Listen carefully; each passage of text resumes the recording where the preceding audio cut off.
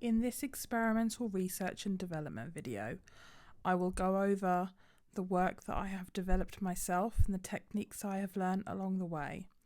I will then explore 3 artists that have inspired my work into my final piece that I will be presenting. Reza Abdou is an Iranian-born director and playwright who began by directing plays, then moved into multimedia performance spaces in directing short films. He often confronted such issues as race, class, and the AIDS crisis, as this was a personal experience of his that he explains in this interview. My childhood memories, and also childhood, Reza. yeah, the wild childhood. But besides that, I think it was also just,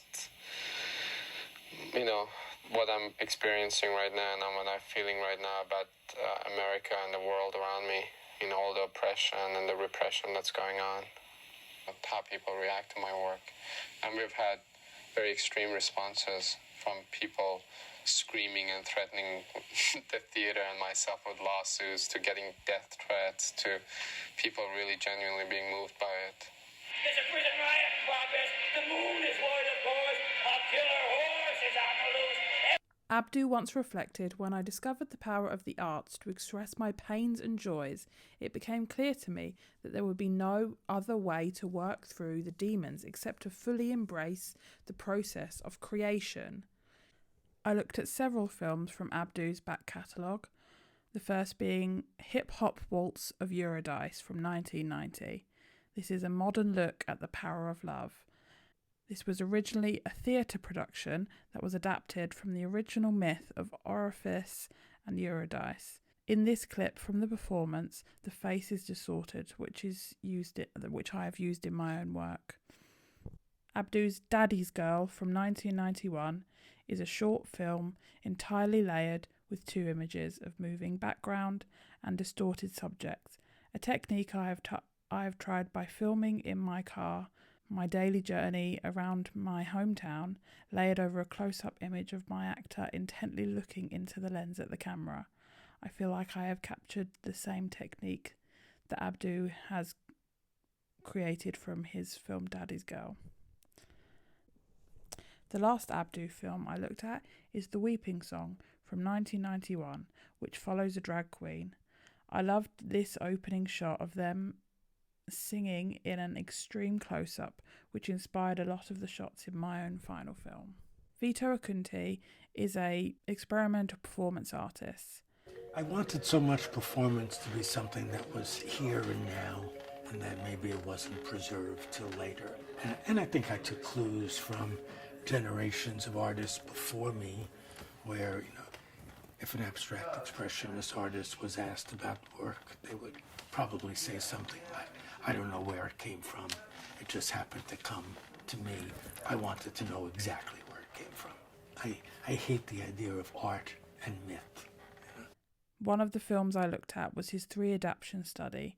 This exhibit follows Acunti completing 3 activities. First being blindfolded and having rubber balls thrown at him. The second was that he doused his face with soapy suds, then tried to keep his eyes open. Third, he repeatedly forced his fists into his mouth until he gagged.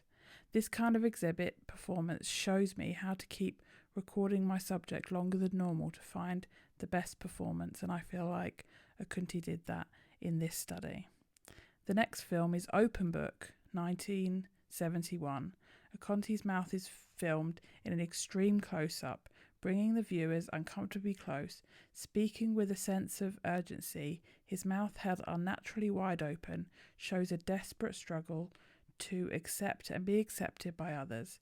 Here I have shown my own example of this work in my own extreme mouth close-up. Are you a perfectionist, Vito? I tried to be, but I failed. I really felt like I had nothing to do with art. Art to me was kind of fakery. I despised calling what I did art. I thought of them as activities. Always trying to do something new. I always hope that I never do something that is a second attempt project that I've already done. I would think this doesn't mean anything. I already knew it. Yeah. The last film is Centers, 1971. Okunti is pointing at his own image in the TV monitor and attempts to keep his finger constantly in the centre of the screen. I think this is a powerful piece showing the strength of his human will that comes out in an interesting performance. Maya Deren was a Ukrainian-born American artist, famous for being an important part of the avant-garde movement in the 1940s and 1950s. She was an experimental filmmaker who was also a choreographer, dancer, film theorist, poet, lecturer, writer and photographer. I find her and her work fascinating. In a time and place where women were meant to just be wives and mothers, she was paving the way to inspire future female artists. I am not greedy. I do not seek to possess the major portion of your days. I am content if, on those rare occasions whose truth can be stated only by poetry, you will, perhaps, recall an image, even only the aura of my films. Atlands from 1944 is a silent experimental film written and directed by Deren. She plays someone who has washed up on a beach and then goes on a journey encountering other versions of herself. I have chosen this shot of her crawling through a bush in this busy dining table of people. I love how unusual the situation is, yet she is moving with such purpose, like it is completely normal. This inspired some of my own work. Meshes of the Afternoon is a 1943 short which is about a woman who returns home and falls asleep. She then has vivid dreams that may or may not be happening in reality. Through repetitive imagery and complete mismatch of the objective views of time and space, she shows her dark inner desires to us on the screen. I feel this is a highly influential film and has truly inspired me in my own work. The last film is Ritual in Transfigured Time from 1946. This is a silent short where Deren explores the use of dance on film. The film is notable for use of slow motion, freeze framing, and a unique blend of stage, dance and film. I have experimented with dance and slow motion in my own film. As you can see, there is an example. Before I was a filmmaker, and I was a very poor poet, because I thought in terms of images. What existed as essentially a visual experience in my mind, poetry was an effort to put it into verbal terms. When I got a camera in my hand, it was like coming home. It was like doing what I always wanted to do without the need to translate it into a verbal form. Through researching all of these artists, I can now reflect on my own work. First is found footage.